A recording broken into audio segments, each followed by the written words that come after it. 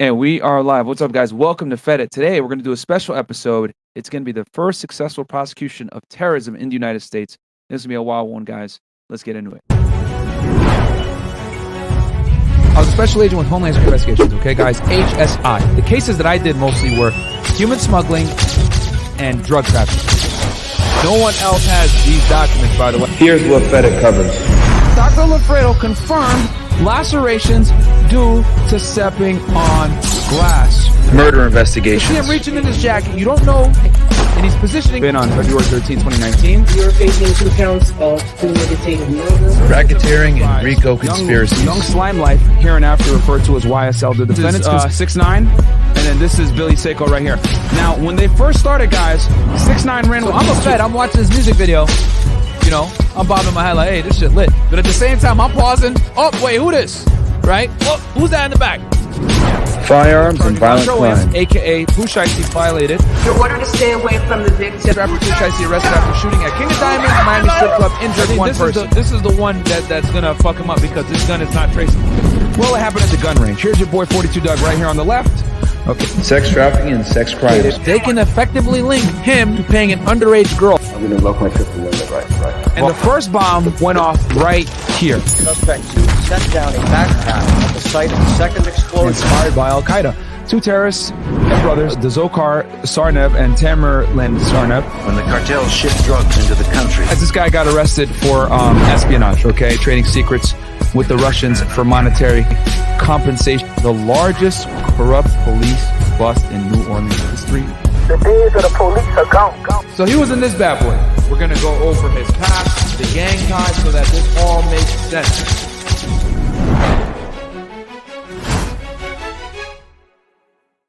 All right, guys. I'm here with a special guest you guys have come to learn and love. Hello, Angie's in the house. It's me again. I'm back, and we're gonna cover a terrorism case. Yes. What? This one's gonna be. Angie doesn't know too much about this, so I just kind of sprung it on her. But real quick update.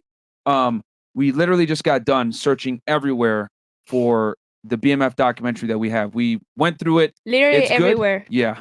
It's a good documentary, but the quality of it sucks, guys, and we don't want to Yes. dilute the quality. So if any of you are able to get your hands, and the name of the documentary is BMF, The Rise and Fall, okay, directed by Don Sikorsky. If any of you guys are able to get that to me in HD, let me know. I will literally pay you for it. I can't find it anywhere, dude. And actually, you know what? I'll go ahead and share a screen with y'all real quick so you guys know what it's called. So BMF, Rise and Fall, and it's a really good documentary. Honestly, it's probably better than the Stars remake that's going on right now. But this is it right now because the reason why I like this documentary so much is that it covers the DEA investigators that actually did this investigation. You get like direct insight from them, and I think that's very important from a knowledge standpoint to really understand how they did this case. This was a very complex drug investigation into the Black Mafia family. So if anybody's able to get this documentary for me, it's on YouTube, but it's in crappy quality, and I don't want to dilute the quality. If any of y'all are able to find it for me, let me know. I'll pay you for it. Send it my way. But I'm going to keep working to try to find a better version of it. But in the meantime, guys, we are going to cover the first successful prosecution of terrorism in the United States associated to Hezbollah, okay? It's been a while since we've done a terrorism case, so let's get right into it. Hezbollah, Party of Allah or Party of God, also transliterated Hezbollah or Hezbollah, among others, is a Lebanese Shia Islamist political party and militant group led by Secretary General Hassan Nasrallah since 1992. Hezbollah's paramilitary wing is the Jihad Council, and its political wing is the Loyalty to the Resistance Bloc Party in the Lebanese parliament. Ooh, that was a tongue twister right there.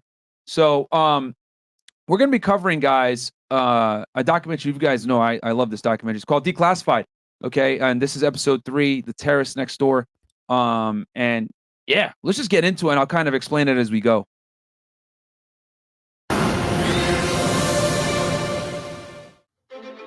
People on Donafield Drive may not have known who their neighbors were, but they knew something wasn't right.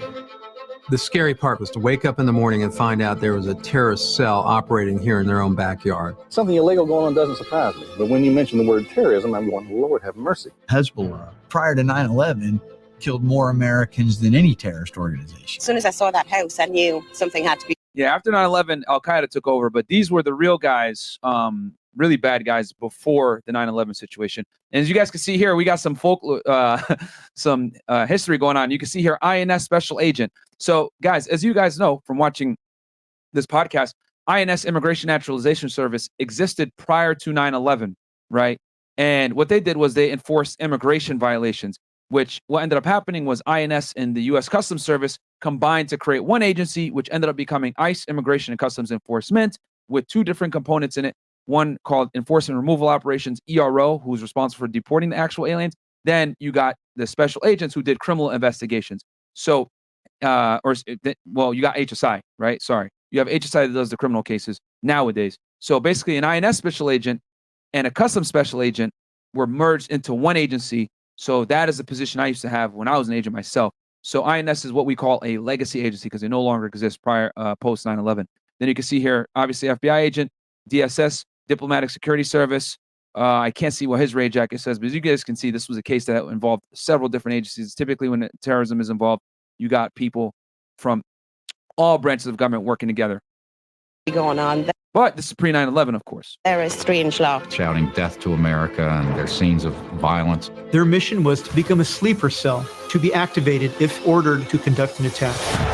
We were sitting on a ticking bomb. As a former FBI agent, and began its occupation of West Beirut early this morning, pushing rapidly with tanks and APCs deep into the western sector. In 1982, in response to the Israeli invasion of Lebanon, several militia groups formed together with the support of Iran to establish a legitimate political party called the Party of God, Hezbollah. They were able to bring water to the communities, to establish hospitals and maintain some semblance of education for the children during this war. In some ways, they are viewed as the savior of Lebanon. But their armed wing, Ansar Allah, the retainers of Allah, is an organized, disciplined, trained, and equipped fighting force. All right, so you got a retired assistant special agent in charge here, guys, which, let me rewind it back again. I want to make sure I have his title right. Retainers of Allah is an organized... Okay, yeah, so he's retired now, Robert Clifford. I am almost certain this guy was a case agent on this investigation. But an assistant special agent in charge, just so you guys understand the hierarchy, one more time for all the new viewers. Special agent carries cases, it's at this level, right? That's a GS-13 or government scale. Then above that is something called supervisory special agent. That's a GS scale 14 typically. Then above that is assistant special agent in charge, which is what this guy ended up being prior to retiring. And then you go into special agent in charge, or SAIC is what the FBI calls it. At HSI, we call it SAC. Same thing, though, pretty much. So this guy was pretty much like two from the top when he retired, which is very high level. But obviously him talking about this investigation now, it was back when he was a regular agent carrying cases. Because once you become a supervisory special agent or above, guys, you no longer carry cases. You're basically in a management / support role for your agents. Disciplined, trained, and equipped fighting force. We do first recognize that Hezbollah has a number of different dimensions to it. But the United States continues to be concerned about terrorist activities that go well beyond the borders of this country. So on one hand, Hezbollah has a local identity as a legitimate political party in Lebanon. On the other hand, they're a proxy for the Iranian government. They're engaged in terrorist organizations and act as a militia at the behest of Iran. So as you guys can see, he was a retired special agent in charge. So he finished pretty much one tier above the other guy before he retired. Iran's sponsorship of Hezbollah is very comprehensive. It's providing weapons, training, intelligence, different types of covers. They view the United States as being the primary supporter of Israel and, by extension, a legitimate active target. And this is, kind of a little bit understated here, guys. This is a big problem why terrorists hate the United States in general. Let's just keep it all the way 1,000 here. The United States support of Israel is a big reason why foreign terrorists from the Middle East typically attack the United States. If it weren't for the United States, Israel probably would have been taken over because it's in such a hostile territory. So that part of the world looks at the United States as an obstacle because they arm the Israelis, and they're a very strong ally. And they know that if they try to take back Israel, there's going to be some serious consequences for the United States. So this is why the United States and countries that support Israel typically come under attack from extremist groups from the Middle East. Prior to 9/11, no other terrorist group in the world killed more Americans than Hezbollah. The Marine Corps barracks bombing, 246 men killed. The American Embassy bombing in Lebanon, a horrific, horrific attack. The hijacking of TW-8 Flight 847, where a U.S. Navy diver was singled out and tortured to death by Hezbollah, and countless other attacks in the world. They have this global footprint. They have established themselves on virtually every continent in the world. In Africa, in Europe, in North America, in South America, in Southeast Asia. Hezbollah, not being a nation, not being a state, has the ability to travel throughout the world to embed themselves in different communities. Gaining all this combat experience and being directed, in many cases, by a country that has aspirations of becoming a nuclear power, it makes them extremely dangerous. In 1992, the Israeli embassy in Buenos Aires was bombed by Hezbollah, followed by another attack on the Argentine-Israeli Mutual Yeah, they don't like them boys, if you know what I'm saying. Association building. I was on assignment in Latin America at the time. Over 100 people had been killed by Hezbollah. Children in the grade school next to the embassy were shredded with glass. And I saw that there had been sleeper agents in those locations. And so when I became chief of the Hezbollah unit in the FBI, so I oversaw all counter-Hezbollah operations worldwide. My primary objective was to find out, are there Hezbollah sleeper cells in the United States? Sleeper cells are so So guys, sleeper cells are basically, or a sleeper in this case, would be someone that's embedded in a community that is waiting for orders to be reactivated by their original people from whatever foreign country or organization they're a part of to conduct criminal activity, and in this case, terrorist activity, in furtherance of that organization's ideals. So typically they'll come into the United States, right, on a visa or come in legally some way, live in the, embed themselves in the community, live a completely normal life, don't put any suspicion on themselves. And then what they'll do is they'll get activated once their people back where they're from, right, or their country or whatever it is, organization, tells them you need to get active. And there's another example of this, which another case I'll do for y'all, where there were sleeper cell spies in the United States from Russia for 10 years. The FBI followed them around and couldn't get evidence on them, but they were able to eventually get it. And these people had dug their talents so deep in the United States, like they had driver's license, passports, they were naturalized citizens. Like they totally sold being Americans, even though they ended up getting found out later on. But that's how deep a lot of these sleeper cells go to penetrate the United States, blend in, and then eventually carry out the attack when the time comes. dangerous because they're well concealed and they fly below law enforcement radar. A sleeper cell is when foreign operators, could be a terrorist, it could be a spy, will embed themselves into a community.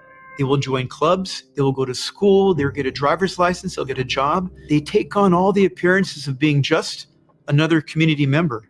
They're sleepers because they're not committing the type of illegal activities that draw the attention of federal law enforcement. When actually they're establishing. And a lot of the times, they don't break laws at all to make sure law enforcement never sees them. The capability to conduct espionage or conduct. Okay, as you guys can see here, this clip right here is from that case I told you about with the Russians. This is two Russians meeting in the United States who are U.S. citizens, etc., but they had been spying the entire time. The FBI was watching them. But this is a perfect example from that case I told you about before. An attack, if and when ordered to. In early 1995, an individual had run afoul of Hezbollah and was afraid that he would be killed. And so he walked into an American embassy and said, listen, I need some protection. And he reported that a dangerous Hezbollah operative was currently living in Charlotte, North Carolina. And that operative? You would never think of a place like Charlotte for a sleeper cell to be operating. But hey, that's how you fly under the radar. Was Mohamad Hammoud. Who gave you the tip? We can't disclose that. At this time, it's still Classified, of course. Of course, FBI classifies everything, man. classified. Mind you, this case went down back in like the late 80s, 90s, and this documentary I think came out like 2021 or something. So the fact that it's still classified to this day speaks volumes. With this information, I contacted the Charlotte office and they initiated an investigation on this individual. They started coming across more individuals in Charlotte working together. They seemed to have some kind of group. As we got more intelligence from overseas, we started seeing that this could be a Hezbollah cell. No one would be looking for them here. This is not New York. This is not Los Angeles. This is Charlotte, North Carolina. Exactly. You know, middle of the road American city that people don't really know about and or care to go to. The heart of America. When the vacancy for the terrorism supervisor in North Carolina opened up, I applied for the position and was selected. There was skepticism on the part of our headquarters, and everyone kind of chuckled because terrorism was so far from the minds of the FBI. They thought, there's Bob, you know. Yep. And hold on. That's an understatement. A big reason why, 9/11 went down is because the FBI didn't take terrorism seriously. Okay. And I know some of you guys out there that say, oh, 9/11 was an inside job, etc. Here's the thing. And I'm going to do a whole episode with Ryan Dawson on this about 9/11. But what I will say is this. The conclusion was, even though higher powers in the United States more than likely knew what was going on, and there was other people involved, which I can't talk about right now, if y'all know what I'm saying, them boys. And the FBI was actually trying to catch these guys. The problem is that the CIA did not share the information. And the Bureau didn't prioritize terrorism enough back then to, how do I say this, to warrant CIA sharing information, if that makes sense. Yes, they were the lead agency on terrorism back then, but it didn't become their top priority where they drop everything else until after 9/11. He used to be the Hezbollah chief, and now he's saying, oh, they're right here in my backyard. Well, guess what? They were. Back then, the FBI was more concerned with the mafia, the organized crime, and La Cosa Nostra.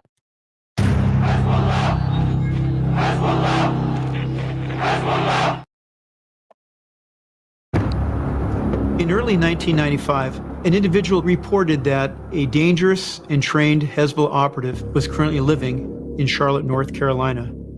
And that operative was Mohamad Hammoud. Mohamad Hammoud was young, handsome, charismatic. He had considerable combat experience. His father had been killed by the Israeli Defense Force, and he had familial connections with Hassan Nasrallah, the leader of Hezbollah. The Charlotte office started looking at this individual to find out, did Hezbollah have sleeper cells in the United States? Were they collecting intelligence for an attack? Did they pose a threat? For many years, Mohamad Hammoud attempted to get a visa to travel from Lebanon to the United States. The consular officer that took his request smelled a rat. So Hammoud and his two cousins, the Darwishes, travel to Venezuela, and they spend about 40 days on Margarita your homeland. Island. And they obtain some really poor fake visas that they know when they get to JFK. Common in Venezuela? Not People really. do that? No? Not really, not anymore. Did people used This to... is quite shocking now because visas are very difficult to get now. And we don't even get it anymore in Venezuela. You have to travel outside to get visas. Interesting. Probably this is pre 9/11 though, so probably way K are going to be spotted. The three travel on separate planes and arrive in New York. Their false visas are immediately detected. They caught Mohamad Hammoud red-handed, and then he immediately claimed asylum from Hezbollah, that he was being persecuted by Hezbollah. And asylum, guys, is pretty much, when you say, oh, I fear for my life, if I go back, I'm going to die, etc. And it's pretty much a green ticket to stay in the United States, assuming you're able to prove that fear is legit. But a lot of the times, people stay in asylum for a long period of time in the United States without ever really getting a decision. So it's very difficult for them to turn you back when you're able to show even just a little bit of evidence that you'll be killed if you're returned. And they bought it. Hook, line, and sinker. So that gave him status, catch and release. He's out to do what he does as a Hezbollah operative here in the United States. There's another Hezbollah member already in Charlotte, North Carolina, and his name, Said Harb. He came to Charlotte from Lebanon in 1988, a wheeler, dealer, very astute with criminal activity. If Harb can make a buck, he would. And he was engaged in such a broad range of criminality, everything from visa fraud, marriage fraud, identity theft. He could. And these crimes, by the way, that they're mentioning right now are all immigration crimes, which makes sense why that INS special agent was involved in this case that you guys saw from the beginning. A broad range of criminality, everything from visa fraud, marriage. These crimes right here, this is what I used to investigate when I was an agent myself. And look, you guys can see all the licenses, credit cards, etc. He was scamming before it was cool to do. Yo, my man was out here scamming in the 90s before that thing was cool to do, man. Marriage fraud, identity theft. He could talk a tin ear off a brass monkey. Said Harb could. So Hammoud and his cousins come down to Charlotte where they took jobs at Domino's. They wanted you to believe that they were here just looking for a better life. And Said convinced each of them to pay an American woman to marry them so that they could obtain a green card. Of course. He went out and found exotic. And guys, the fastest path to getting a green card in the United States is by far a green card. Is by far marrying someone who's a USC or a U.S. citizen. All you basically got to do is marry that individual, show proof of the marriage, and wait it out for 2 years, and you'll pretty much get that green card. And then from there, you can adjust your status and become a U.S. citizen. Dancers in Charlotte area, strip clubs, and then their Domino's co-workers. The concept here is that you think you're just dealing with an immigrant seeking residency. You have no idea you're dealing with a terrorist. You know, I come here to Charlotte looking at this cell. Who were they speaking with? What they were doing? And we start getting a picture of 8 core Hezbollah operatives. Each one of these cell members was battle-hardened, but engaging in low-level criminal activity. You guys are going to notice it has those government exhibit pictures. These pictures all demonstrate, guys, that these individuals were involved with a foreign paramilitary group that doesn't necessarily see eye to eye with American policy and or laws, which, you know, obviously adds to the charge of material support for a terrorist organization. So that's why you see these pictures being shown with government exhibit stickers on them. And I knew that all it would take would be some action in the world against Iran. It could be something that occurs in the Middle East or Asia, but in order to retaliate, Hezbollah could order an attack in the United States. Now you see why sleeper cells can be so dangerous. One thing happens to their home country, they could tell them, hey, we need you to, go do X, Y, Z, blow this up, blah, blah, blah. They're right in place and they have the ability to do so almost without being caught because they've pretty much acclimated to the society and they have status now in the U.S. I bring it to my fellow supervisors in the office saying, can you help me investigate these crimes? I want to be able to have some kind of leverage to arrest them, to put pressure on them. I was initially skeptical that Charlotte, North Carolina would be some hotbed for a terrorist organization like Hezbollah. And I thought, well, maybe we're just trying to be relevant here. Maybe we're trying too hard to be considered an important field office. And they say, Bob, the FBI does not investigate or pursue such a low-level crime. We'd like to, Bob, we just can't. Before 9/11 and before the Patriot Act, there was a strict wall between criminal and intelligence investigators. Okay, and I've broken this down on other episodes, guys, real fast. Intel is gathering information. Criminal cases is building a case with evidence that you can actually use in court, not classified information, all right, to arrest someone. They're two different things. And this is why you guys know I've been fairly critical of the FBI. It wears two hats. It wears an intelligence hat while also being a law enforcement agency.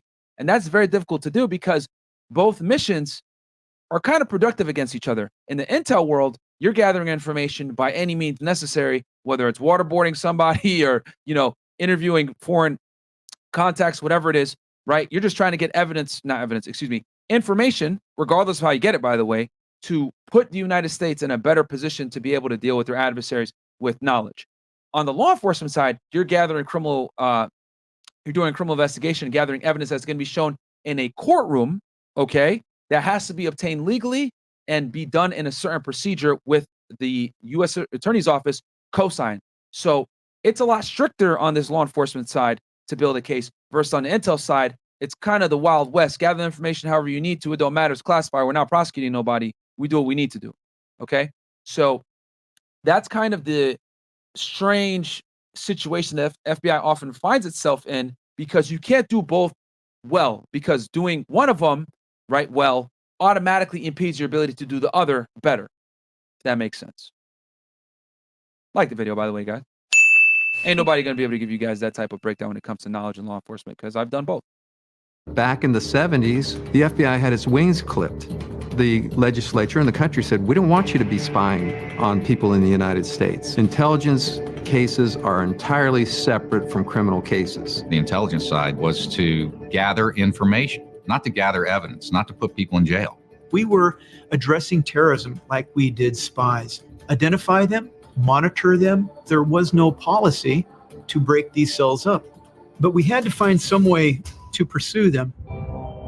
And that's the issue, because when you're dealing with spies, their job is to not bring any attention to themselves, gather information, give it back to their handler, and, continue things going. The last thing they want to do is, do an attack and have everybody look at them. However, with these terrorists, you have to be more aggressive because they are looking to do something if the time comes. So this is why, right, this is kind of faulty from the Bureau, applying a spy investigation to a terrorist organization puts you in a very bad position and can compromise you, because you're basically in the reaction phase where you're waiting for them to do an attack.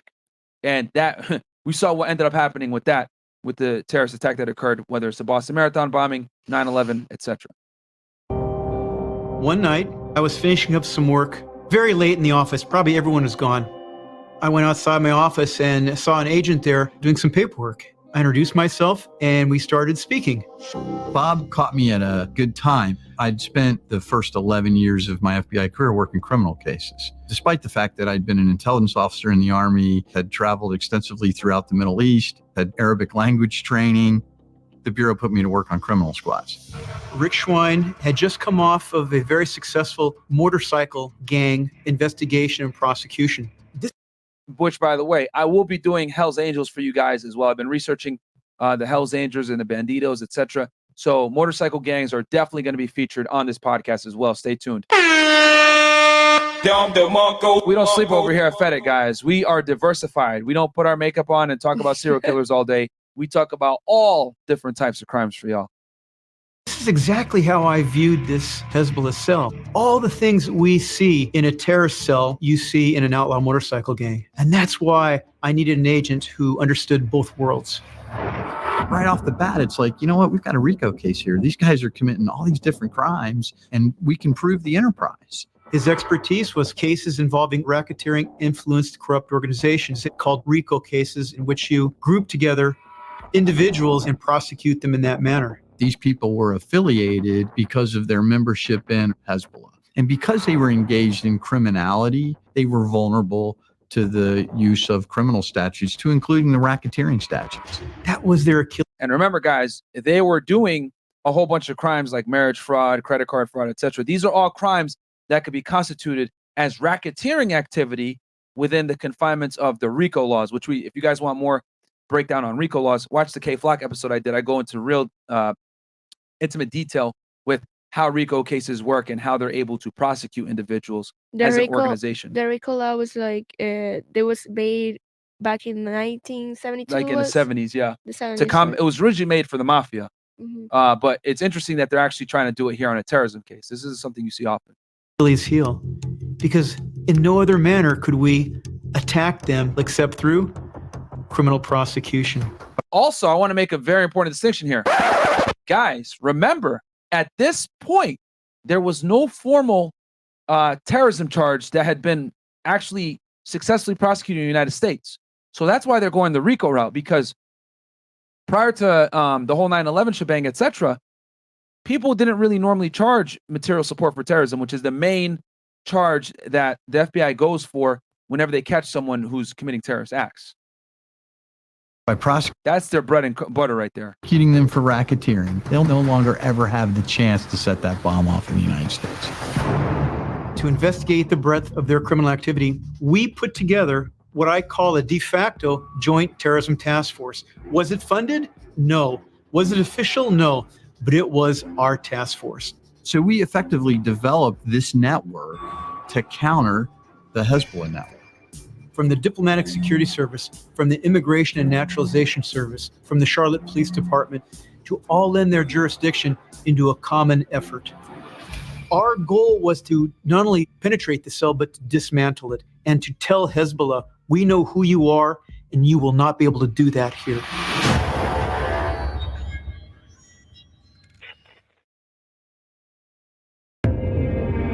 The Charlotte Hezbollah case began in earnest in March of 1997. The Charlotte cell was made up of 8 Hezbollah operatives sent here to support Hezbollah and to be activated if and when ordered to carry out a terrorist attack. So we had assembled our de facto joint terrorism task force. Everyone had their expertise. We're working together to further develop this terrorism investigation. And this case is called Operation Smokescreen. It's a manpower-intensive effort to conduct a physical surveillance of a terrorism target. A number of people doing different things in order to stay on a target and not get exposed. One of the things we did was to rent the house across the street from Mohamad Hammoud. We needed FBI agents portraying themselves as a young married couple to monitor that. Yeah, when it comes to terrorism, I'll tell you how this, man. When it comes to terrorism, they spend money. And remember, this is pre 9/11. This is 97. So, they were still trying pretty hard. But nowadays, if you had something like this today, the FBI would be even more on it. These are the superpower puff guys of the FBI. Yep. It's 24 hours. And it's Charlotte. Let's be honest here. This is probably the biggest case in the office. So everyone is hands on, hours a day. Because this is a very small field office down there in Charlotte. To find out who's coming in there, at what time, what's happening there. Mohamad Hammoud was sort of the spiritual leader and had grown up in South Lebanon and knew the Hezbollah leadership. So he was networked. He knew the players. And every Thursday night, he would have a gathering at his home. These Thursday night meetings were not just core cell members, just like biker gangs, they had hangarounds. And they would come and Mohamad Hammoud would preach to them.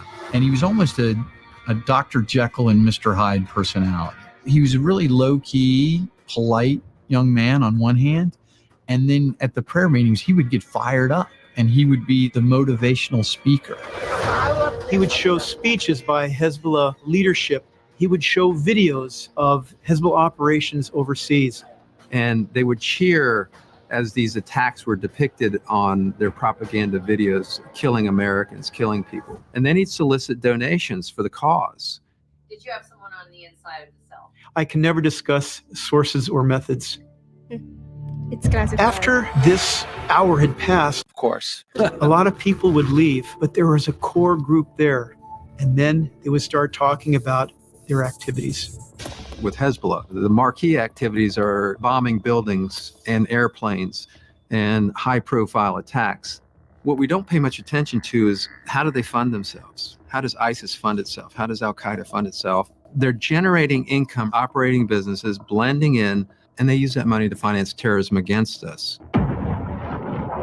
Mohamad Hammoud was the cell leader, but the brains behind this entire conspiracy, this entire operation, it's Said Harb.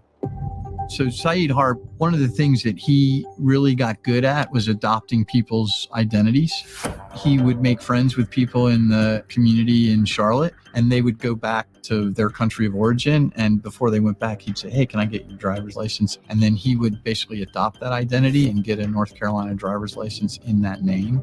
And he had, 7 or 8 identities like that. His phone would ring different ways depending on which identity he was being called on, so he could keep his identity straight. What? Almost all of them had an alternate identity. And Mohamad Hammoud had crazy, right? What a crack, man. Yeah, man. This dude was scamming before it was cool. Developed an alternate identity using the same methodology. With that identity, they would apply and obtain credit cards. They would then charge each one of these to its maximum amount, purchasing cigarettes at one of the warehouses here. North Carolina is a tobacco producing state. Cigarettes are taxed at a very low rate. I think it was 50 cents a carton. Whereas in the northern states, they were taxed at up to $13 a carton. They would drive these cigarettes, a complete truckload, to Detroit or New York, where they would sell them to these small mom and pop shops. They would resell them. Now, this is a crime and a scheme, guys, that not many people do anymore, but it's extremely lucrative if you could pass it off, if you can pull it off. And law enforcement doesn't really care about it. So cigarette smuggling, as you guys are seeing right here, is actually fairly popular. But the thing is that it goes under the radar most of the time because most agencies don't want to spend their time working it. You know, they don't do much time. They don't get this, big, long, sexy sentences that prosecutors like. So this is a crime that kind of flies under the radar. But then again, that's why these guys are smart. They were involved in crimes that people don't really care. Like these federal agencies don't really care about like that. And undercut their competition. Exactly. Very low-key crimes. I mean, hell, cigarette smuggling, like most people don't even know if that's really illegal. But these guys, small. Yeah. It's smart. Yeah. Because they weren't paying the taxes. So there were a number of traffic stops where police officers in different states would stop these people with a van load of cigarettes. The cell members were afraid they were being profiled as Arab males. So then what did they do? They hired females to drive these cigarettes up to Michigan or to New York. Said Harb was very good at recruiting females to drive for the group because he's just a charismatic guy. They all met and worked together at Domino's. That was the public facade. He's pimping domino hose. Hey, I need you to drive these cigarettes to New York, bitch. And that's how a lot of women got sucked into making the smuggling runs. Could you imagine? Like you're sitting there working at fucking Domino's or something. You're like spinning the pizza. And then some Arab guy comes up. Hey, I need you to help me out here, okay? Allahu Akbar! I need you to go ahead and get these cigarettes, all right? Move them up to New York, bitch, all right? But wait, why? Yeah. It wouldn't be like that, man. Actually, yeah, he wouldn't even say that. He would just be like, yo, I need you to drive this truck to XYZ. Can you please, like, they'll be charming. They'll be like, yo, I can pay you this amount, to drive to New York, whatever, with this, like. Then he's like, oh, wait, cigarettes. no, hold on. A woman driving? Ah, no. Nope. Okay. All right. I'll take the L on that one. Let's get back to it. We estimate that every truckload of facts, misogyny, of cigarettes netted about $30,000. Oh, and making 4 or 5 trips a week. How long did they do that? For several years. So how much did they make? Over $8 million. Holy And this is just shit. one of their criminal schemes. Yo, they're getting $30K a trip. They then use this money to purchase a pizza franchise, I'm a buying house cigarettes painting now. business, a used car lot, a gas station where they can launder these funds. Not only that, if they need more money, they commit insurance fraud. We know that they intentionally set fire to a pizza business they had for more money.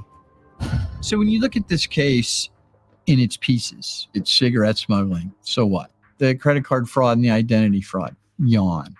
And that's $30,000, guys, in 97 is the equivalent purchasing power to about $55,919 today. Yeah, that's quite a bit. So they were doing this 3 to 4 times a week. So they're making, they're making, let's say they do it 4 times a week. $250,000. That's $120K a month. 120K a month is back then. Yeah, that's $250,000. Yeah, almost. It's 223,000. Holy shit. So yeah, that's wild, man. Here, I'll show y'all this real quick.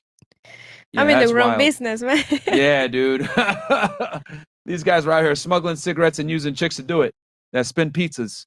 by design. It allows this organization to fly below the radar. But when you realize that you're dealing with terrorists, that they're going to exploit this innocuous criminal activity with lethal effectiveness, it changes the entire perspective of this. They're taking the proceeds from these crimes and sending it to a terrorist organization that prior to 9/11 killed more Americans than any terrorist organization. We continued to watch them for a long period of time without moving against them to ensure that this case was successful. My concern was that sleeper cells could be activated to conduct an attack based on something totally unrelated to where they are. When you're trained to think in terms of worst case is an attack on the homeland. We knew that this cell had weapons, and they were conducting firearms practice with handguns and long rifles on the outskirts of Charlotte.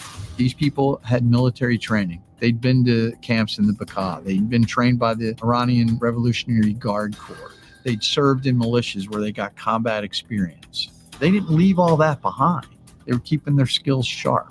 In Hang on, I any got a criminal question. investigation, you're investigating a bike. So ahead, if shoot. these guys were like, they were like studying these people, they were living in front of their house, and they were like researching and doing all the investigation. Yeah. Why?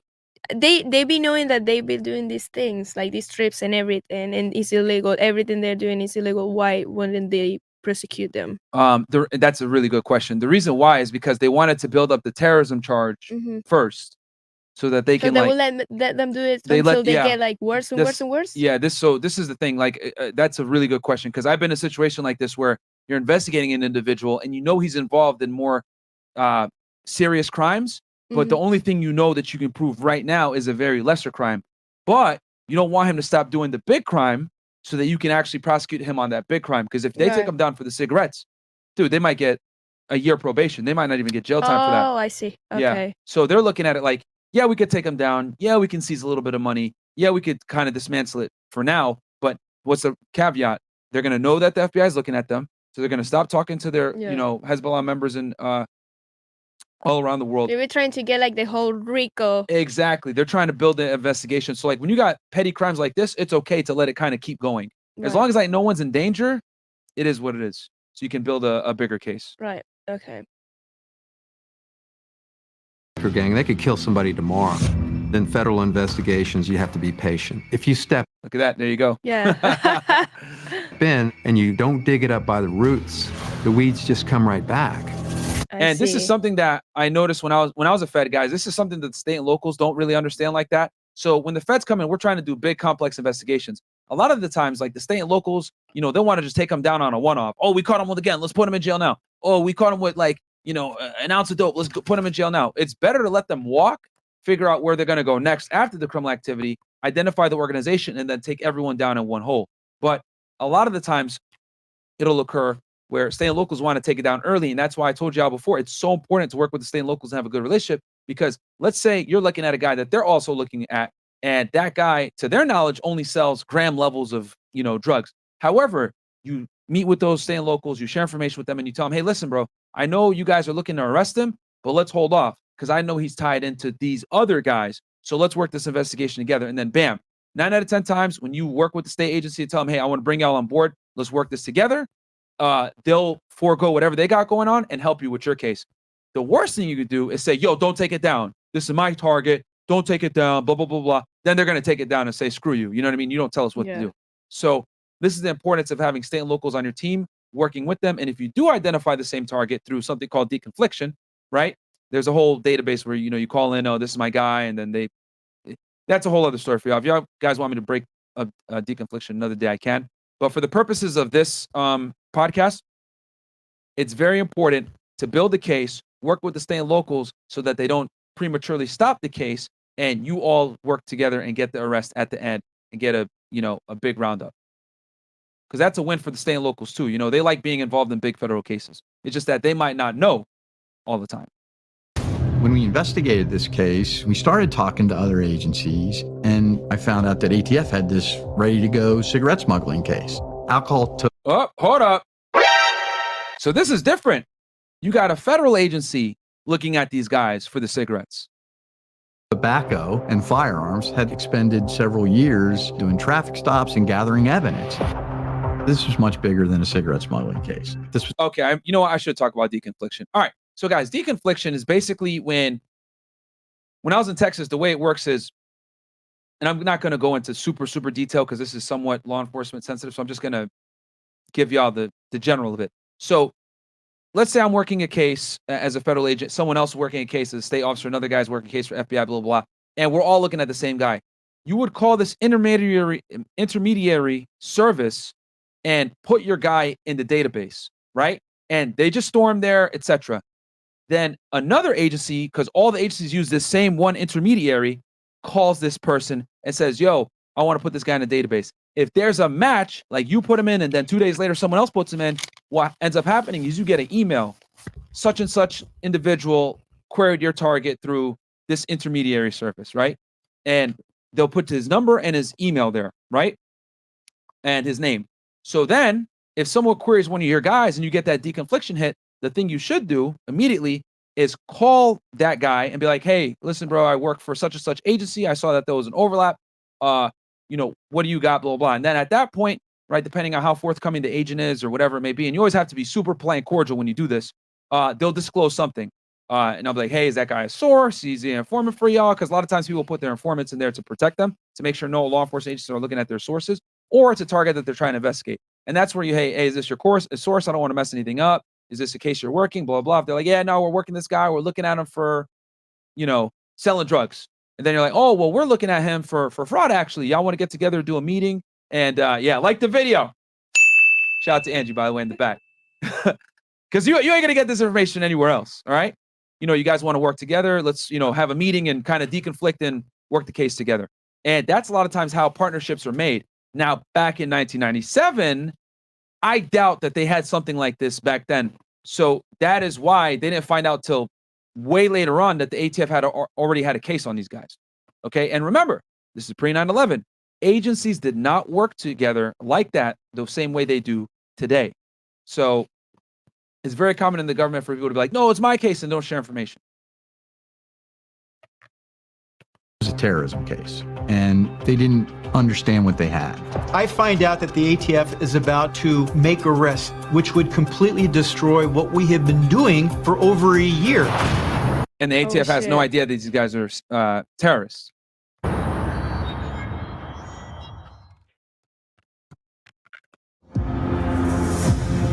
I found out about the ATF case, and I went to Bob, and I said, hey, they're getting ready to indict this. We need to go. When he says indict, that means they're going to get ready to charge and arrest the guys, which would destroy their investigation. Guys, I ain't gonna lie to y'all. I'm right now listening to this documentary and watching it brings back so many memories, man. I can't tell you guys how many times I've been investigating an individual. I get that email, such and such queried your target, or you're at the U.S. Attorney's office and they're like, wait, you're investigating this guy? Hold on. This agent from this other agency is investigating this guy too, blah, blah, blah. And then it's that back and forth, like, yo, please don't indict your case. We got him on this. And then y'all work together. Most of the time, people that were always cool to me, I was always very polite. Hey, dude, I know you got your case going, blah, blah, blah, but let's meet and talk about this. I guarantee you we can build a way bigger and better case if we share our information. And 9 out of 10 times, they'll want to cooperate. But I've been in this situation right now where these agents are talking about where another agency is about to indict your guy. You got to run to the U.S. Attorney's office. You guys are going to see what they end up doing here. It's actually really cool what they did. The U.S. And the U.S. Attorney's office, guys, is the federal prosecutor. Attorney's office. The ATF had this cigarette smuggling investigation in our office. Okay, that guy that just spoke was the U.S. attorney on this case, or the AUSA. And it had been there a year or two. And they see me come in the door, and right away it's like, oh, here comes the FBI swooping in to take our case. And I say, stop. Before I say anything more, everyone in this room is going to sign a non-disclosure agreement. Oh, shit's about to get real. You're like, what? I think that's the first time in my then 15 years of being a prosecutor that I'd ever had to do that. It was very dramatic. Bob had him sign non-disclosure agreements because we were going to brief him on the intelligence case. Bro, literally, just put this in your head, guys. All right. You find out that your targets, who you think are terrorists, are about to meet with the U.S. attorney and start the indictment paperwork to arrest them. Next thing you know, you got like 3 ATF agents in there and the prosecutor. Okay, so we're thinking about indicting this on Thursday. All right, cool. Who's going to come in and, provide the testimony, blah, blah, blah. Yeah, well, we could, schedule the arrest for like a week or two from now, Christmas around the corner or whatever. Next thing you know, fucking FBI, open up! And they break into the U.S. attorney's office. Hey, all of you, okay? All of you are going to sign a non-disclosure agreement right now. Yeah. y'all ain't going to indict this, man. You're going to sign this non-disclosure agreement right now. Do all of you guys have a top secret clearance? Yes? Okay, cool. All right. Sign this thing. We're going to brief y'all.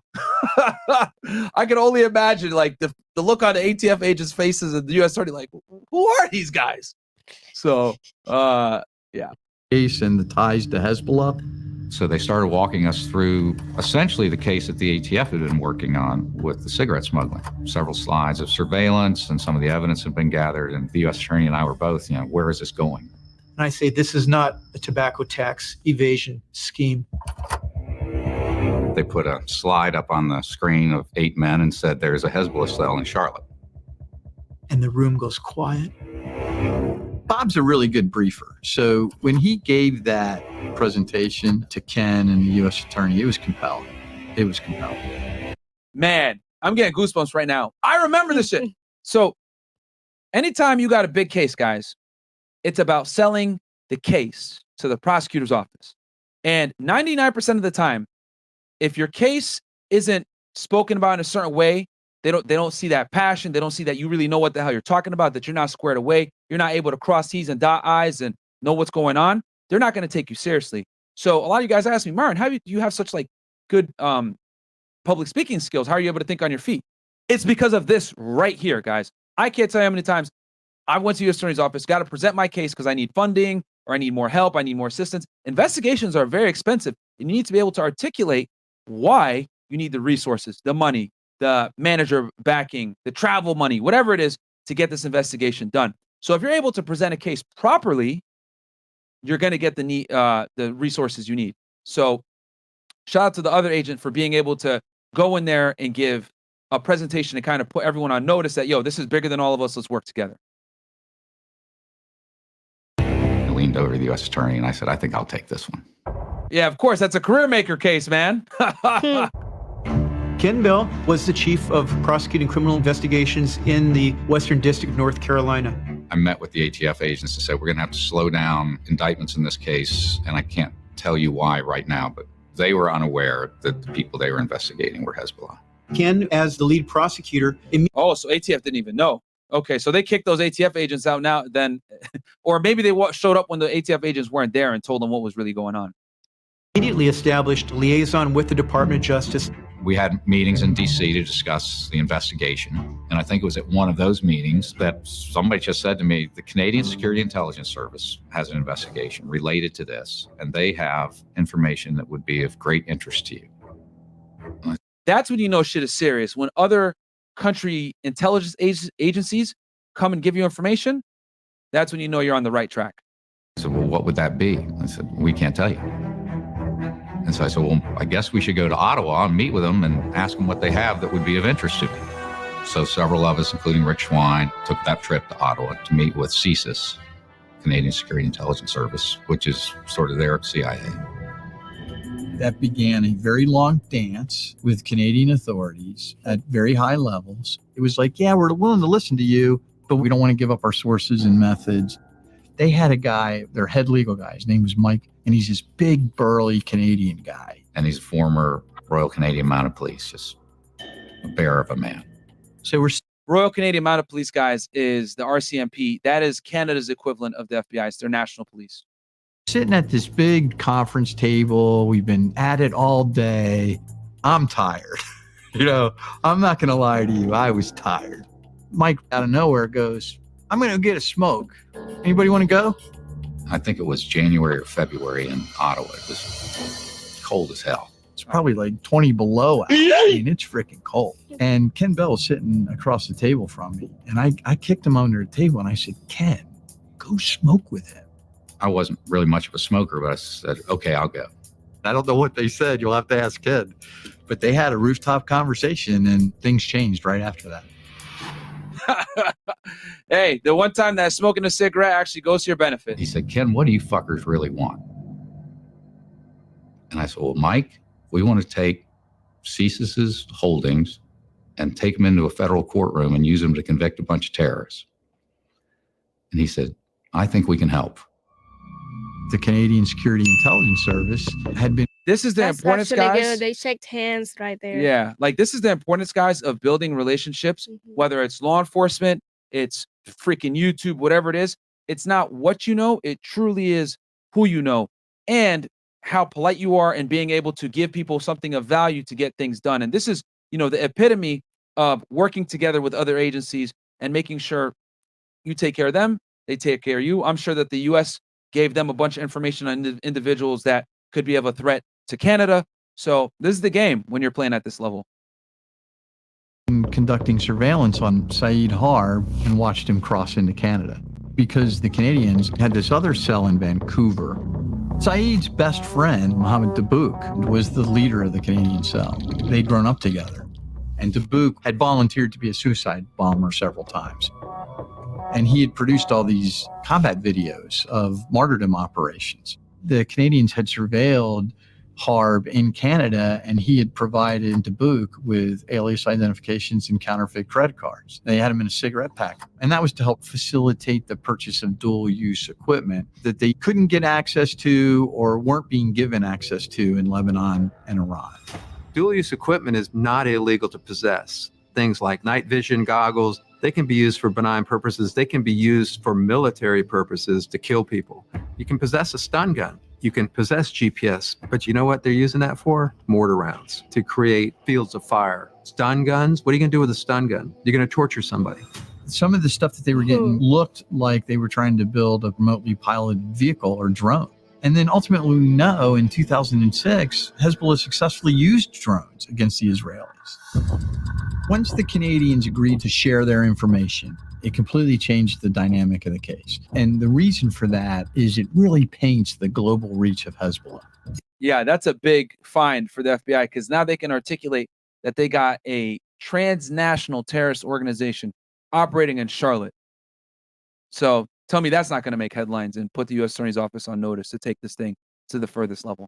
The cell in North Carolina would send money to Canada. The Hezbollah cell there would purchase these items and then transship them to Hezbollah in Lebanon and throughout the world. And Canadian surveillance picked up Hassan Halou Lakis, the head of Hezbollah's procurement operations globally, directing Hammoud to obtain this equipment. You've got a cell in North Carolina, a cell in Canada. You've got key players in Hezbollah and Lebanon directing these activities. It's a global operation.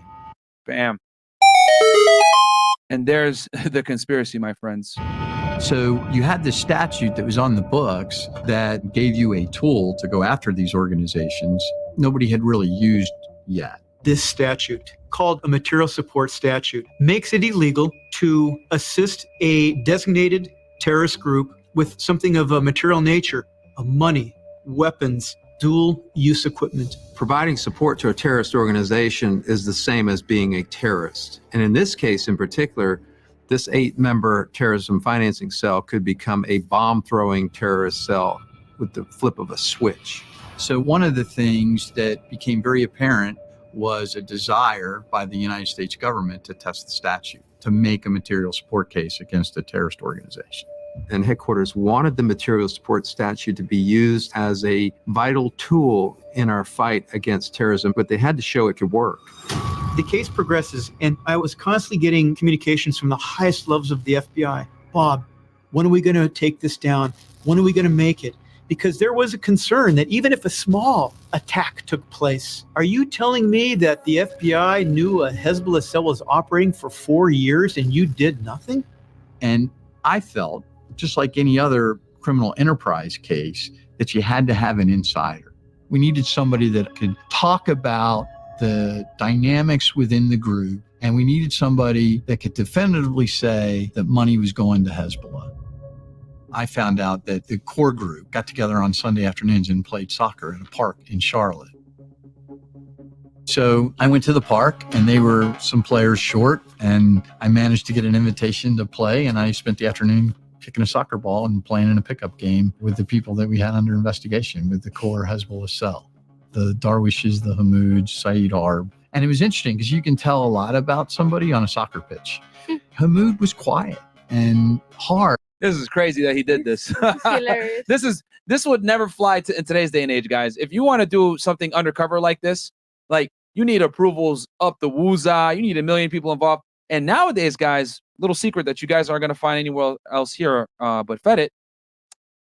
If the FBI is doing a terrorist case, the case agent can't even make contact and do an interview without like HQ approval. So that just shows you guys how much times have changed to now. The FBI has their hands tied a lot. They can't do as much as they used to be able to do. But yeah, the fact that he's out here playing soccer with a terrorist, like in a non-undercover capacity, Hey, he is can wild. take that out of Yeah, his checklist. Like the 90s were different, bruh. I played soccer with a terrorist. Yeah. You can say that. That would never fly today, man. Because I know the FBI policies because I got I've worked with them so much. So I know for a fact when they do terrorism cases, like just to interview your suspect, you got to go through a million chains, you know, and it's your case. So this this is wild. Harb was one of these bigger than life guys. Very skilled player, very selfish player. The game ended and the core group, the cousins and the brothers, went off to eat together. Harb didn't go with them. And he went to a bar, watched a football game, ordered some alcohol. And I thought, you know what? This is somebody that's going to become our insider down the road. You thought you could flip him. I thought I could flip him. Interesting case, right, Angie? It is. Yeah. It is. Yeah, I knew you'd enjoy this one. I think the audience, guys, if you like the video, give me a like. Yes, man. people like the video. Yeah. Like I said before, we're gonna definitely cover BMF guys, but I like to keep the cases diversified. It's been a while since we did a terrorism case, so let's keep going.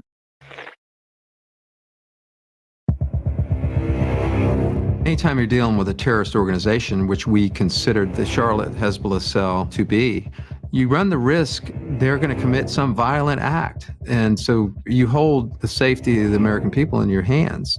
It was my decision. At a very specific time, I thought we have enough criminal information to dismantle this Hezbollah cell.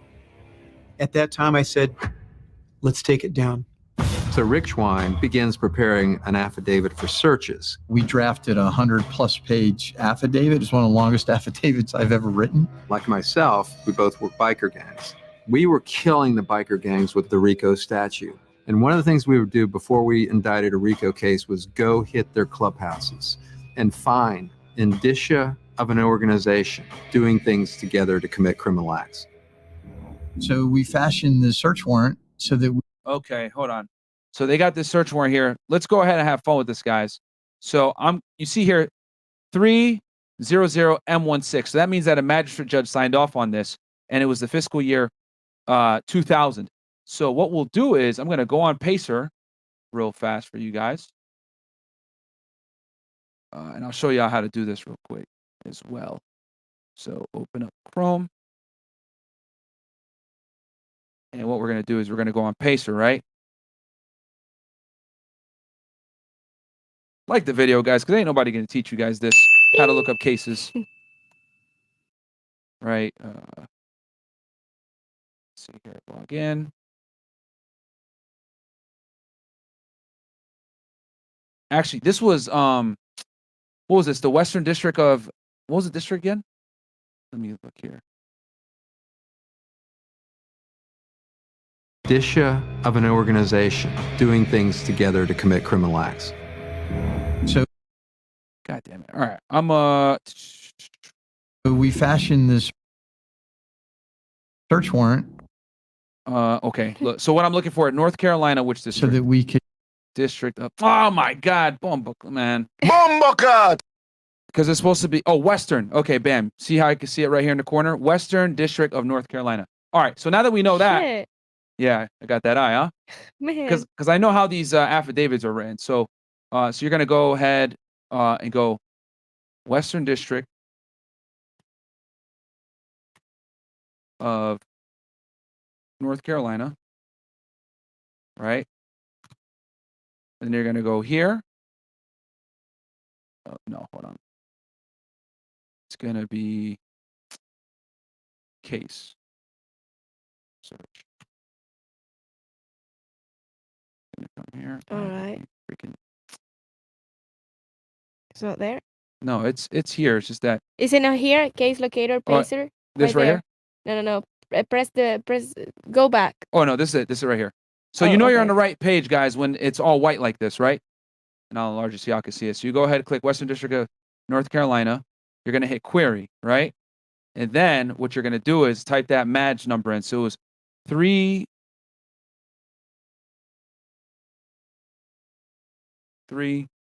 colon 00, or actually 00 I think that's 161. Oh, I probably put it wrong. Or they might have sealed it. Let me see here. M1. Yeah, it's 161. Yeah. You got it right. Hmm. Are you sure this is 2 dots though? You know what I might be able to do? I just don't put.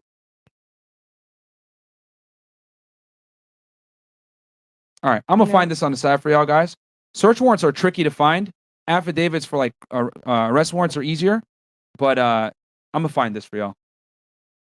We fashioned the search warrant so that we could seize evidence that would support a RICO prosecution and also support a material support prosecution. Rick assured me that, Bob, we can make this RICO case.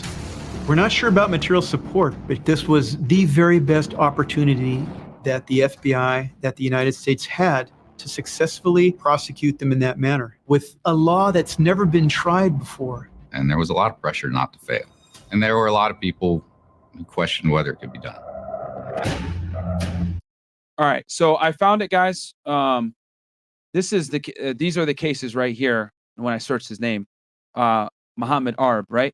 And you guys can see all the different dockets here. But for some odd reason, 161 is not in here. 161 is the search warrant. These are probably the criminal complaints. So if I click this one and run report, since this is an old case, it probably won't show. Let's see here. Oh, seizure warrant issued. See if we can look at it. All right, view all.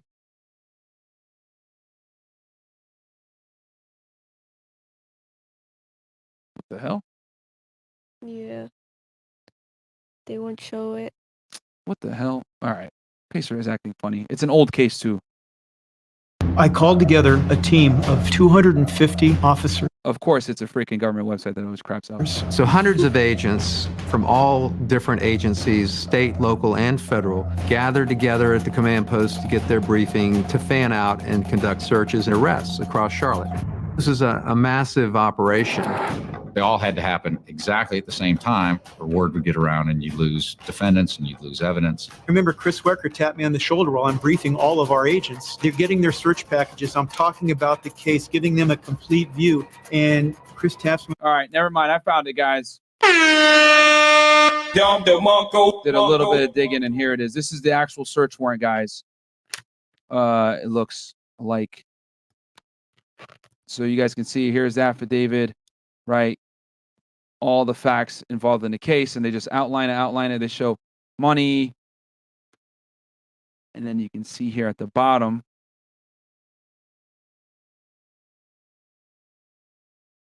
Yeah, he did say it was a 100-page affidavit. Yeah, look at all the look how long this thing is, man. He wasn't kidding when he said he wrote a almost 100-page affidavit. Here he is, boom. Richard D. Schwein, David Howell. Oh, it looks like 2 agents signed this. That's strange. And then even ATF. This is uncommon, but this is 2000. This is probably a while ago. But yeah, it's not normal to have 3 affiants on one document. I've never seen that before. But every district is different. And then you can see here Appendix A, what they're going to search, right? This is a monster affidavit because what they want to take. Oh, there it is. The names of everyone. Yeah. The list. So he wants records or documents concerning the following individuals, including known aliases. So basically what he's doing here, guys, with the search warrant is he's writing the probable cause up to justify what he wants us to search, which is all these different addresses, and what he intends to take pertaining to these individuals. So it's very detailed what he wants. Currency, photographs, all this stuff is in here of what he wants. And it's normal for you to go ahead and like put things as fairly open, so it gives you a little bit more leeway to get what you want. Now, with that said, the judge has still got to sign on it. Some judge might say, oh, this is too broad. I'm not going to give you the warrant. But as you guys can see, he has 84 pages justifying why he needs to search the properties, etc. And he goes over all the facts. And the way I found this, guys, just to backtrack our work here, is you put the name in, right? Going back to that original thing. You put the backwards. Back again.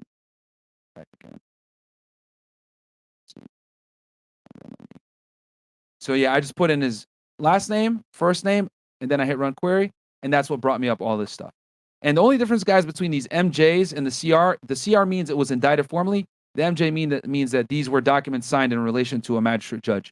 And when it says GCM, right, that just means the whole squad. Versus when it's just -7, that means that's the defendant. You always want to click the one that's like without a number, because then it'll give you the entire case because it says at all. That's what you typically want to search. Like the video, guys. You ain't gonna get sauce like this anywhere else. On the shoulder and says, "This has been put on hold. I have to go up to Washington." All right, so let's rewind that real quick. Exactly. Gathered together at the. I called together. So they're talking about doing a search warrant. They're a team of 250 officers. So hundreds of agents from all different agencies, state, local, and federal, gathered together at the command post to get their briefing, to fan out and conduct searches and arrests across Charlotte. This is a massive operation. They all had to happen exactly at the same time, or word would get around and you'd lose defendants and you'd lose evidence. I remember Chris Wecker tapped me on the shoulder while I'm briefing all of our agents. They're getting their search packages. I'm talking about the case, giving them a complete view. And Chris taps me on the shoulder and says, "This has been put on hold. I have to go up to Washington." That is the worst. You got 200 agents in town ready to do these warrants, and now they're telling you freaking got to hold it back? Dude. There was a huge backlash from the Justice Department, starting with Janet Reno. So the operation was halted in its tracks. 200 officers, 18 search sites, massive operation by one person, the Attorney General. I felt like, oh no. Attorney General. We could lose this case. I mean, I had all these people standing by, ready to go. The op orders had been written. You know, I'm the criminal case agent. This is why I exist, to go kick doors down and put people in handcuffs and gather evidence. Rick Schwein being passionate and emotional, we had to peel him off the ceiling. And I have no idea if we're going to be able to execute tomorrow or never. Ken and I decided we had to get to DC as quickly as we could. We needed to convince her in a very compelling way that this needed to go forward. So a lot was riding on that trip to DC. So we went and had a meeting with the Attorney General, sitting at the head of a long conference table. And this is a big deal, guys. The Attorney General is the chief law enforcement officer in the United States, presidentially appointed. Okay? So a woman. Yeah. So this is a big deal that they're going to meet with her. But again, she is a woman, so that's why she's messing this case up. And this is why women deserve less, guys. No way. Book in stores right puede now so you don't end up like this bimbo here trying to stop a terrorism investigation of one of the most dangerous cells. Freaking terrible. Attorney General. Get the book, guys. Why women deserve less. You know, it was a stressful setting because, all right, so we spent years now doing this. We're ready to go. And Attorney General Reno started asking questions about, in this search warrant affidavit, it says Hezbollah terrorists. The Attorney General was very hypersensitive about calling people terrorists when you're not arresting them for terrorism itself, and said you're arresting them. Bruh. That's the point. You don't want them to go ahead and commit a terrorist attack, man. Oh, man. See, stuff like this is political. These are stupid technicalisms. Yeah. That she's like, and the reason why is because when you mention that word terrorism, the country panics. Yeah. You know? Of course. And That's this was why. way before 9/11. And yeah, and this crazy part is this is before 9/11. So imagine after. Yeah. For racketeering, credit card fraud, cigarette smuggling, money laundering, and you're calling them terrorists in this affidavit. That needs to come out. The Attorney General looked over at one of her subordinates and said, "You and Ken and Chris go in the other room and work through this." Long story short, we had to rewrite the search warrant affidavit to take out every word that the Department of Justice found offensive. 102 pages. Bruh. Gay! And we went through it line by line with a ruler. So we fixed the affidavit to their satisfaction. We caught the next plane out. We called Bob Clifford. We said verbally over the phone, "Get ready to go." And so on July 21st, 2000, at 6 o'clock in the morning, with 250 agents, 3 SWAT teams spread out in various locations, I give the order, execute. A 3.5-year investigation of cigarette smuggling and terrorism came to a blaring climax today. ATF SWAT team did the entry at Mohamad Hammoud's house. Hammoud grabbed a handgun as the team was making entry, and he dropped it as the entry team was coming up the hallway. Oh, yeah. Of course. He gave up peacefully. 20 people arrested, and soon residents amazed to discover that their neighbors are actually suspected of supporting a notorious Middle Eastern terrorist organization. The arrests of 17 individuals and the searches of 19 locations happen at the same time. I was on the team that was going to Said Harb's house. They bring Said and his family out.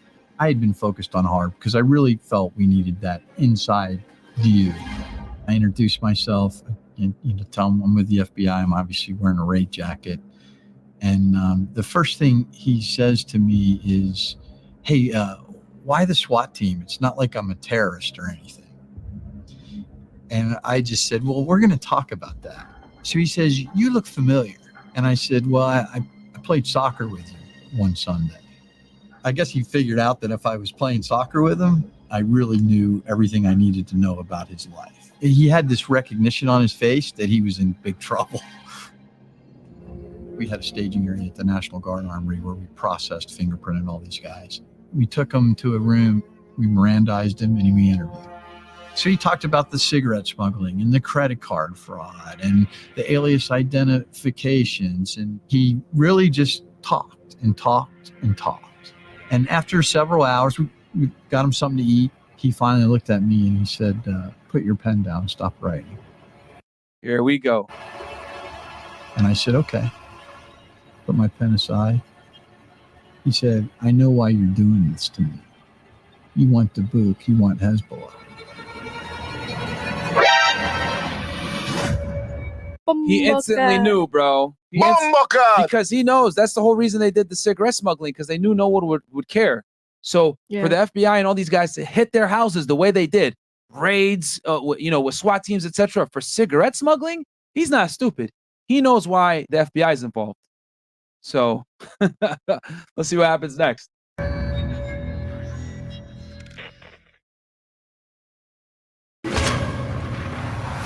I remember Rick and Bob coming to me and saying, we need a live witness to testify about material support or we won't be able to make the case.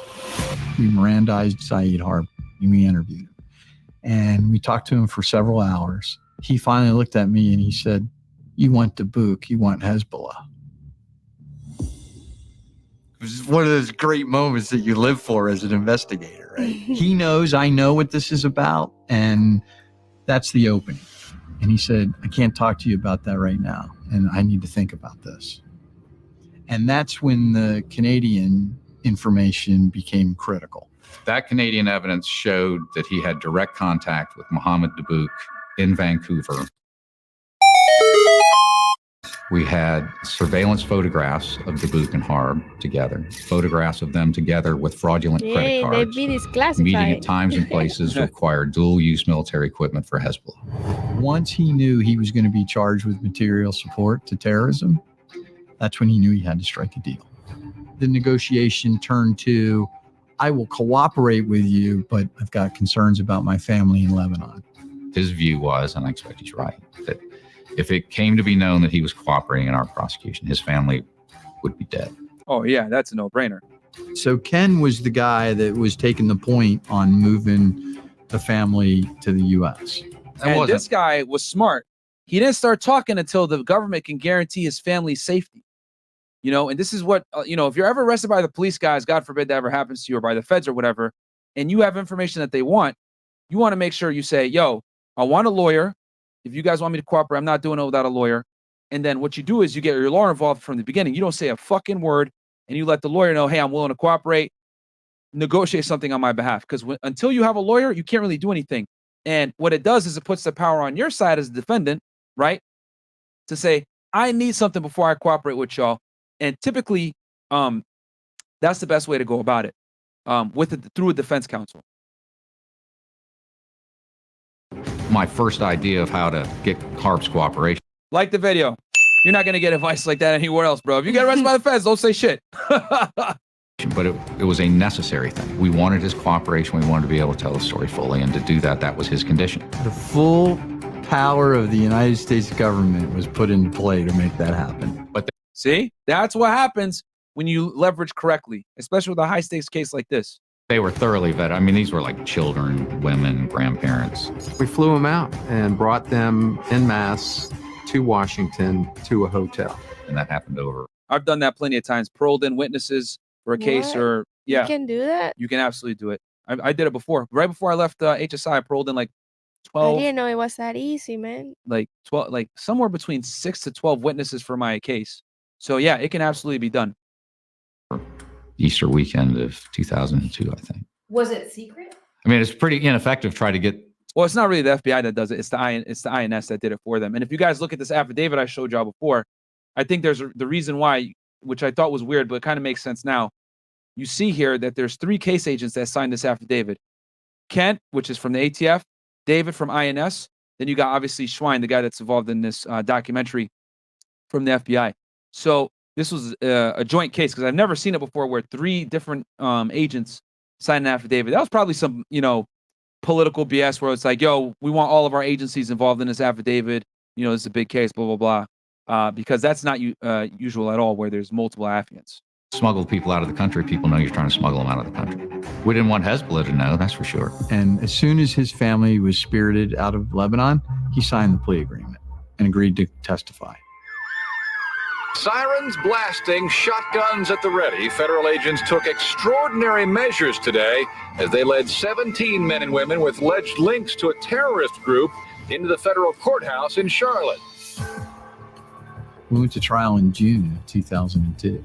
There was a lot of security in place. And there were counter snipers on rooftops and helicopter patrols and a lot of security with the movement of the defendants in the case. Yeah, first successful terrorism charge in U.S. history. And the courthouse in Charlotte, North Carolina became just a big circus. Harb cooperated completely, testified not only to what was going on out of Canada with the dual-use equipment and Mohammed Dabouk's role. He confirmed for us that Mohamad Hammoud was raising money for criminal conduct. One by one, the cell members were pleading guilty, and 24 individuals pled guilty to marriage fraud, document fraud, RICO. Only 2 left standing were Hammoud and his brother. They went to trial. Stupid. Cross-examine Mohamad Hammoud. I did. It's nerve-wracking. Everybody expects the Perry Mason moment, right? You get the defendant on the stand and he admits that he's guilty. And he admitted that he supported Hezbollah, but only the charitable wing of it. But they engage in violent acts and sponsor violent acts all over the world. Hezbollah paid very close attention to this. They followed the trial closely. How do you know? I just know. The FBI had an informant in the county jail where Mohamad Hammoud was being held, who told them that Hammoud had put out a contract to first blow up the evidence at the courthouse, and that he also wanted 2 bullets in the brain of that arrogant bastard prosecutor. Holy Wow. shit. Talk about, bro, how you all get arrested for being a terrorist and make another terrorist threat? Like, that doesn't help while you're in jail. Is that you? Apparently, yeah. We acted on that very quickly. We were able to take some steps to protect Ken and his family. There was law enforcement all over my house. The FBI wanted to send. Remember, guys, AUSAs don't have guns. They're prosecutors. It's the law enforcement that has the weapons, of course. Agents to my kids' schools to pick them up. They wanted my wife and sons to leave the area and go into protective custody. The FBI put a remote starter on my car. I started carrying a weapon, and I was thinking, if they want me dead, I will be dead. We confronted him about it, and of course he denied it. And to clarify, him saying I'm carrying that weapon, that was his personal use weapon. We polygraphed the source. We learned that Hammoud was open to the idea of the prosecutor being killed, but it wasn't his idea. But he was quite willing to go along with it.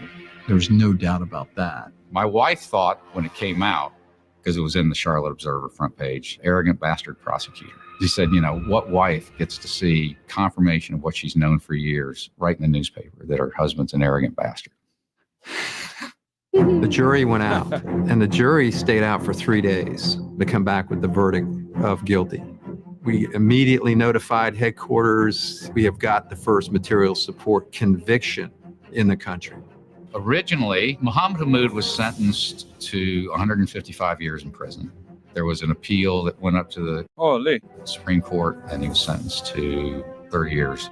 How many sentences? He was sentenced. What was that? How many sentences? Oh, I think it was 1. It was 155, then brought down to 30. The prison term, he's out of prison now and has been for some time. Smokescreen broke up what federal prosecutors say was a ring. Smokescreen still is the most important terrorism case, talking about terrorist organizations and how they fund themselves. It was a benchmark case for the first use of the material support statute. It was the first conviction at trial in American history. And which laid the groundwork for all the future terrorism investigations that you guys know now. the proof now is the fact that it's been used over 100 times since this case came about. It is the primary tool to address ISIS and Al-Qaeda. Every single indictment of an ISIS or Al-Qaeda person has included material support. Are there Hezbollah sleeper cells in the United States today? Absolutely. They do low-level criminal activity that generates a lot of money. So it's hard to picture them as a, this thoroughly dangerous organization that they are. It's not a leap that this cell could have become operational if it was in the best interest of Hezbollah or Iran.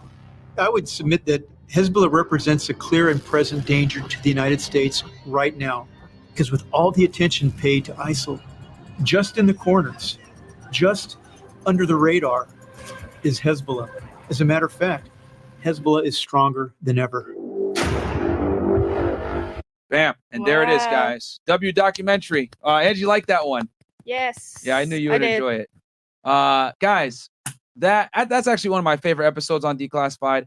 Angie, what are your thoughts on that? I really like that. It's quite interesting. I mean, I didn't know that much about terrorism here in America, but that's crazy. I mean, how they managed to build something so big from nothing. Yeah, from like one source coming in and saying, yo, there's this guy in the US doing this stuff, and they were able to like identify an entire network, that's into insane. Canada, selling weapons illegally. Like, it was a really good case, and brought me back a lot of memories as an agent myself. So hope you guys enjoyed that one.